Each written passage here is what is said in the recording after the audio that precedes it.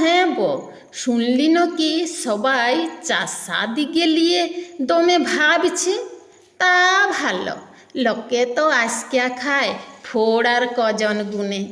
কেউ বলছে মুনিশ মাহিন্দারের কথা ইয়ার আগে নাকি কেউ ভাবেই নাই খে।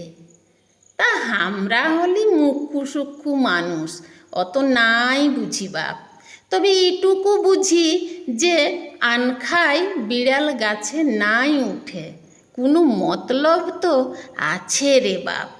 কিন্তু যেটক ভাবছিলি যারা হামদের লাগিয়ে এত ভাবছে, ওরা পুয়ালে নাটি বানতে জানে? জীবন হাতে নিয়ে কোনোদিন কুম্হায় ঘুমাইছে? হাতি খেদাড়িবার লাগিয়ে মশাল জ্বালিয়েছে কোনোদিন?